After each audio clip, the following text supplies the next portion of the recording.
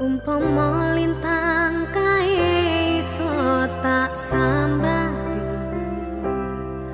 mesti iso ngancani aku sing lara ati, ditinggal kembang sing paling tak tresnani,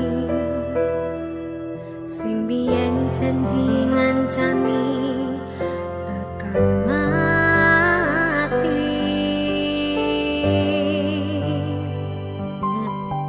Nek wingi mesem guyub lebaran,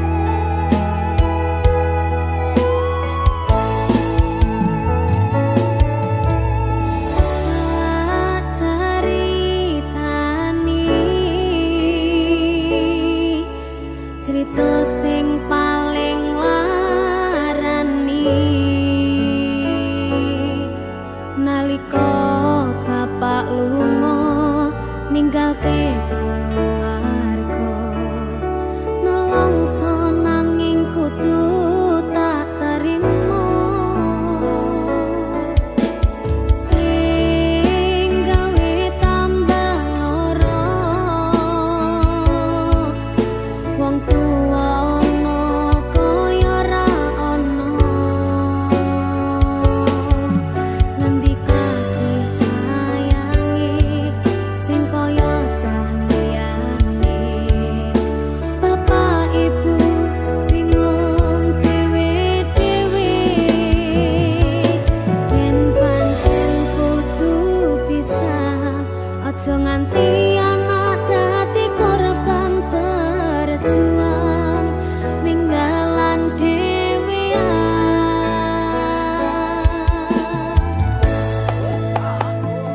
ora ana sing njaluk dilahirke nang keluarga sing kaya ngene tak tampa panane kabeh kahanane yen pancen ngene iki takdire kudu iso kuat dalungane mergo ra disangga wong tuwane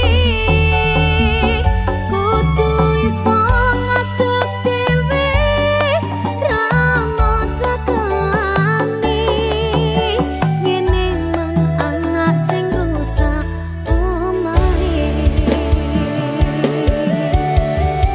Pijen, Halo, ketemu Sakina apal to? kapan? Lah mau ngesane kuwi kapan? Kapan? Dipikir sih, egone wong tua abot. Oh iya. Apa meneh lagu iki? Ayo, kaya lagu iki lho.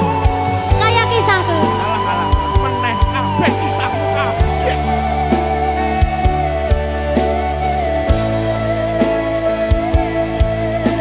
Sabar ya, Nak. Yen pancen kudu pisah, aja nganti anak dadi korban berjuang ninggal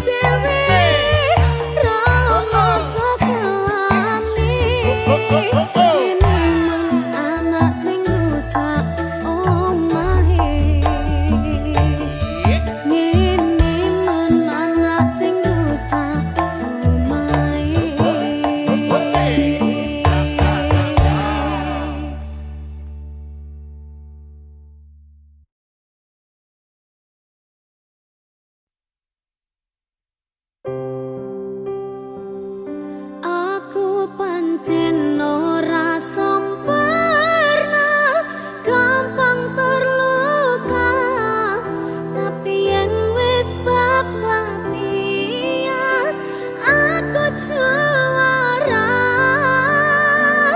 Coba sawangan sithik wae perjuanganku, bayangkan jika cerita kita ini bisa membuatmu bahagia.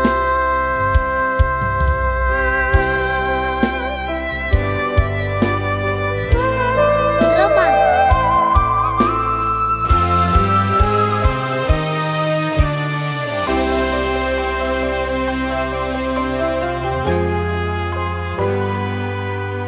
Sampun boten enten tenagane, damel ngimbangi liyane sing ketok enak uripe.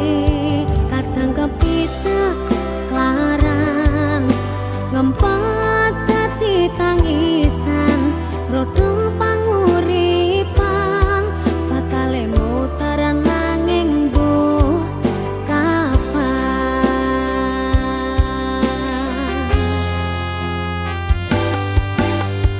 Oh, to sing pengen kaya ngene,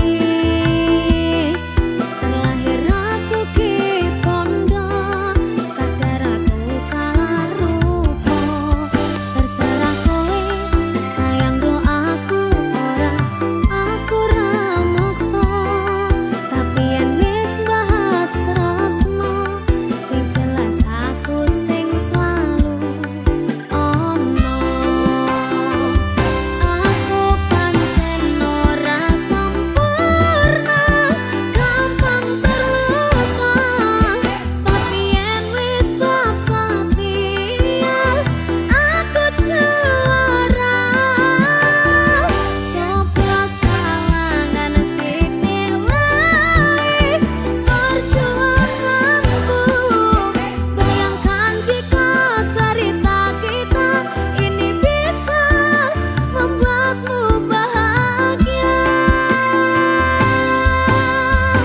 Pancen nasibku lahir dadi wong kiri, urip serba susah satirmu apa anane, pengen cinta-cintaan ben padha karo liyane, tapi sadar diri aku ora iso piye-piye. Gandeng kowe mbutuh kiraka, sedangkan aku iki wong waras, wis kalah rupa rasuke pondo, cintaku nikat kaitan gedene rasa. Aku pancen ora sempurna, gampang terluka, tapi yen wis bab setia aku juara. Coba sawangan sithik wae perjuanganku, bayangkan jika cerita kita ini bisa membuatmu bahagia. Mas Arga, Iya, Nduk. ropang. Ropangnya artinya apa? Ropangi pange iki enek artine. Apa? Pangapunten nek liyane niken mboten mawon. Alah, alah.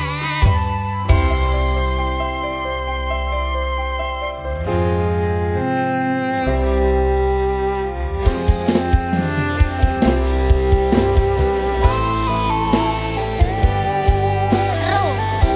Roh. Roda itu pasti berputar.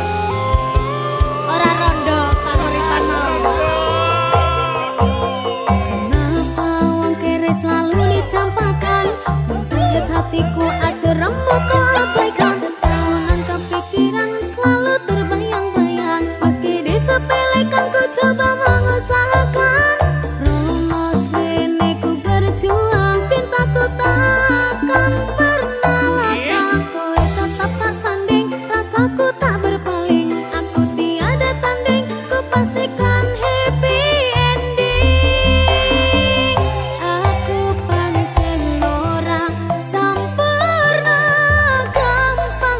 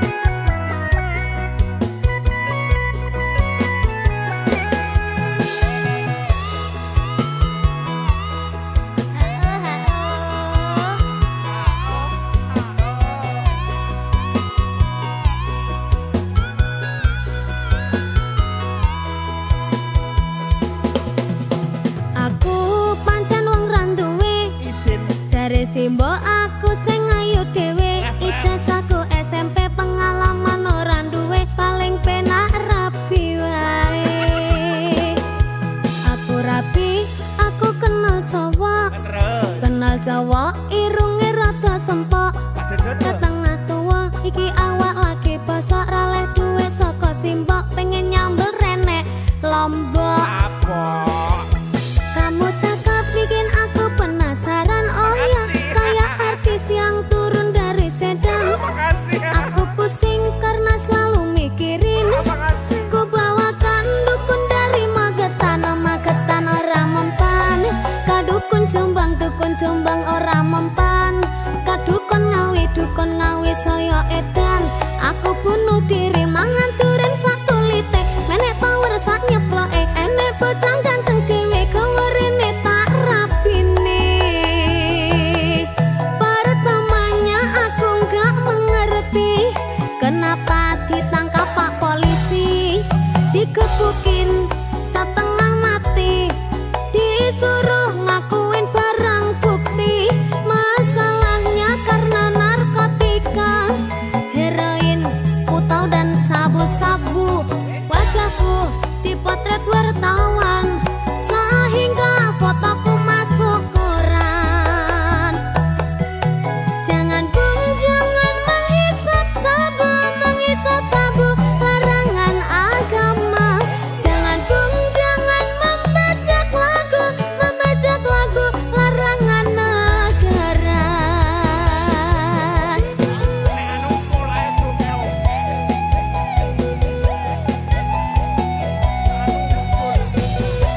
Kali rangga sabu, Pak.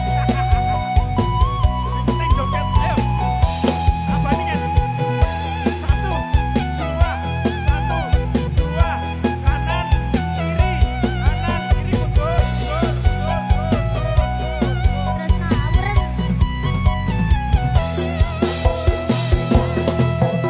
Aku pancen wong randuwe, jare Simbo aku sing ayu dhewe, ijazahku SMP pengalaman ora duwe, paling penak rapi wae. Aku rapi, aku kenal Jawa, irunge rada sempok. Setengah tua, iki awak lagi bosok, raleh duwe saka Simbo, pengen nyambel renek Lombok. Kamu cakep bikin aku penasaran, oh ya, kayak artis yang turun dari sedan. Aku pusing karena selalu mikirin, ku bawakan dukun dari Magetan. Magetan ora mempan, kadukun Jombang ora mempan, kadukun Ngawi saya edan. Aku bunuh diri mangan duren satu litek, menek power sak nyeploke, enek bocah ganteng dhewe gawerene tak rapine. Pertamanya aku nggak mengerti kenapa ditangkap Pak Polisi, digebukin setengah mati, disuruh ngakuin barang bukti. Masalahnya karena narkotika, heroin, putau dan sabu-sabu. Wajahku dipotret wartawan sehingga fotoku masuk koran.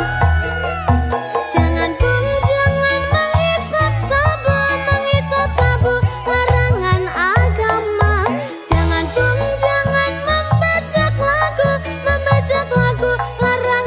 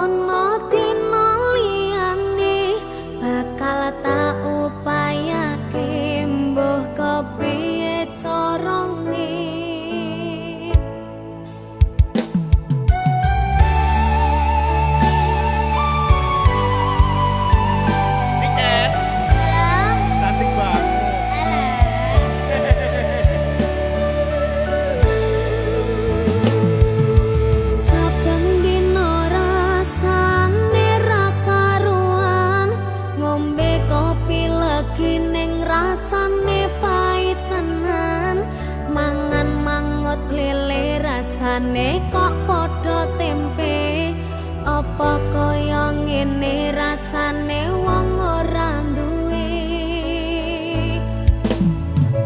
Cintaku mbok ya sampun le nesu kabeh iso rasa kudu nganggo maju duwe manan paras bagus mundak beda karo atimu. Rungokno tembangan manisku.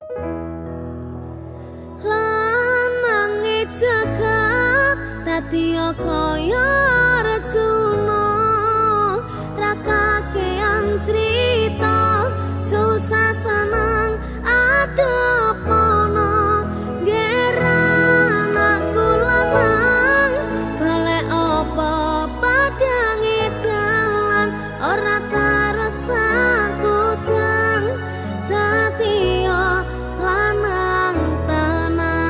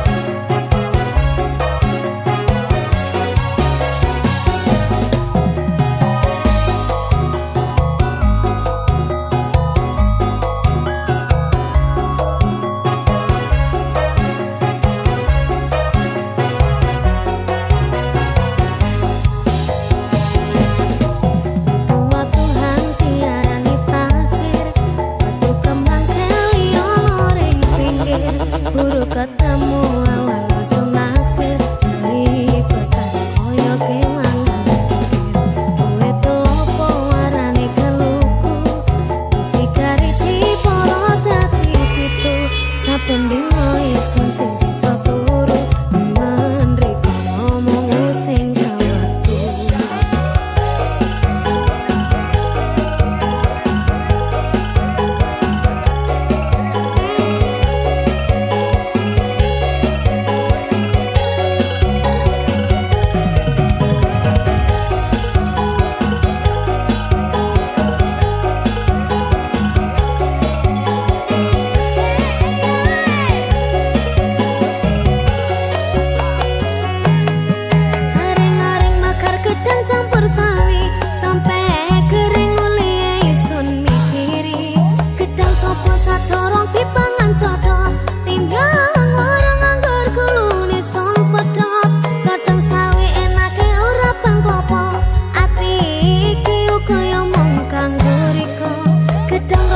Jorong diperepeli dong sing percaya pedang dodo iki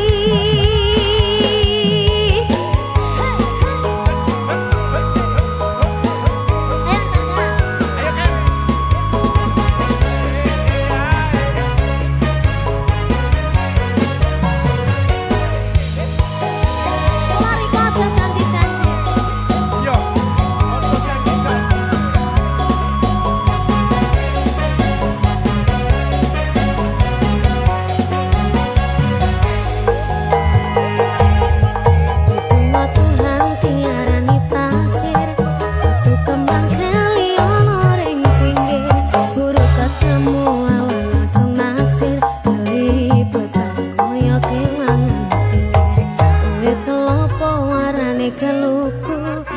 Sikariti poro dadi pitu saben dino isun sing bisa turu temen riko ngomong sing kawatu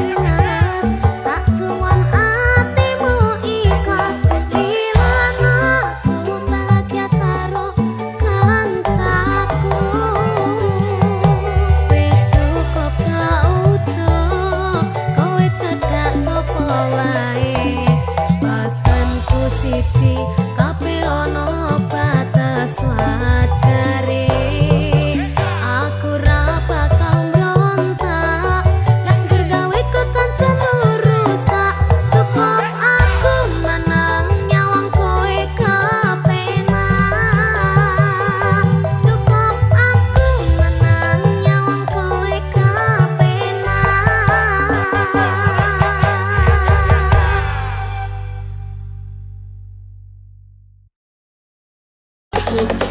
Cinta Manis 100% isi